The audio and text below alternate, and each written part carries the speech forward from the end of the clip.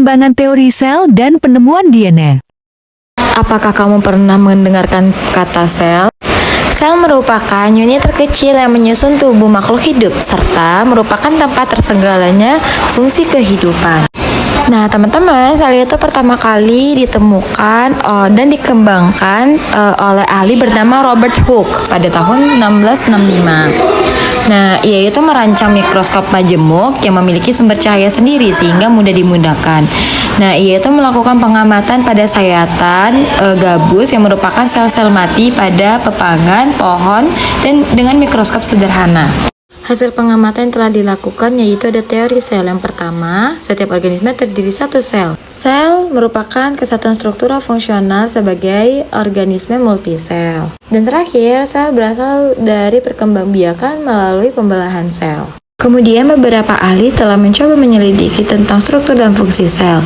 Nah, salah satunya itu ada teori sel menurut Seiden dan sel Sahwan, yang dimana berpendapat bahwa setiap tubuh tumbuhan tersusun atas sel, sedangkan Sahwan berpendapat bahwa setiap tubuh hewan tersusun atas sel.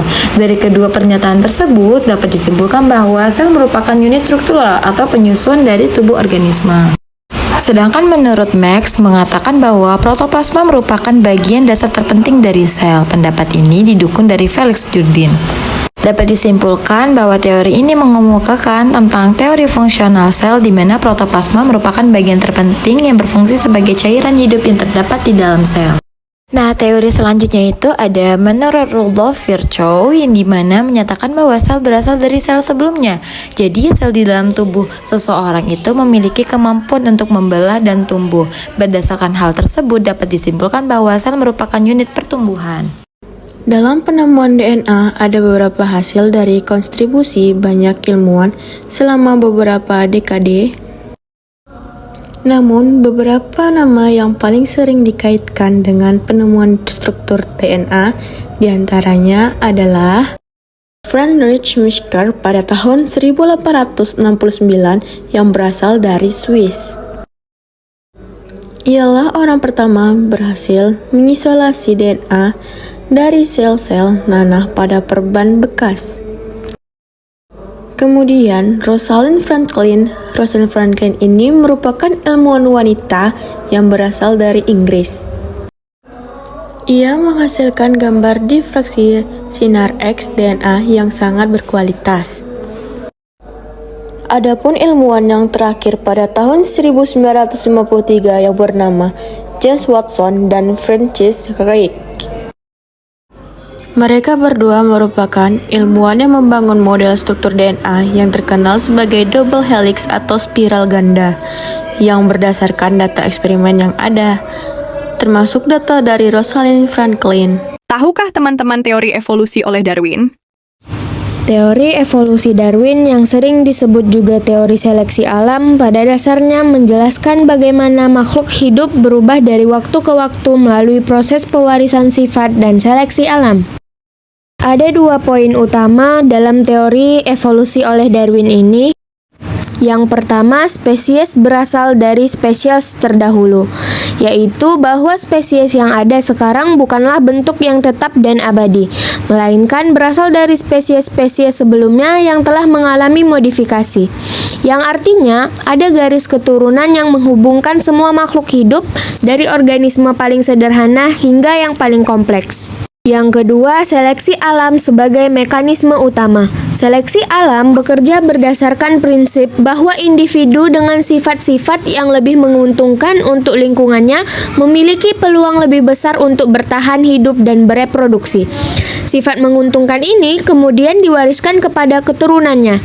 Seiring waktu, akumulasi perubahan kecil ini dapat menghasilkan perbedaan yang signifikan dan bahkan pembentukan spesies baru. Beberapa konsep penting yang mendukung teori evolusi Darwin antara lain: 1. Variasi. Dalam populasi makhluk hidup terdapat variasi sifat antar individu. Variasi ini muncul melalui mutasi genetik atau rekombinasi gen selama reproduksi seksual. 2. Hereditas. Sifat-sifat yang dimiliki oleh individu dapat diwariskan kepada keturunannya. 3. Perjuangan untuk bertahan hidup. Karena sumber daya yang terbatas, terjadi persaingan antar individu untuk bertahan hidup dan bereproduksi. 4. Adaptasi. Sifat-sifat yang meningkatkan kemampuan individu untuk bertahan hidup dan bereproduksi di lingkungannya disebut adaptasi. Salah satu contoh untuk menjelaskan seleksi alam adalah evolusi leher jerapah.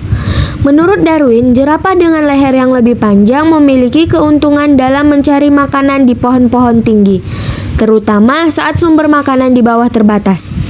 Jerapah berleher panjang ini lebih mungkin bertahan hidup dan menghasilkan keturunan, hingga mewariskan sifat leher panjang kepada generasi berikutnya. Dampak teori evolusi modern. Yang pertama, paradigma baru dalam biologi. Teori Darwin mengubah cara kita memandang kehidupan. Sebelumnya, banyak yang percaya bahwa spesies diciptakan secara terpisah dan tidak berubah. Darwin menunjukkan bahwa spesies berevolusi dengan saling terkait. Yang kedua, seleksi alam sebagai mekanisme utama. Konsep seleksi alam menjadi kunci dalam menjelaskan bagaimana ciri-ciri tertentu muncul dan bertahan hidup dalam suatu populasi. Individu dengan sifat yang menguntungkan lebih mungkin bertahan hidup dan mewariskan sifat tersebut kepada keturunannya. Yang ketiga, pohon kehidupan.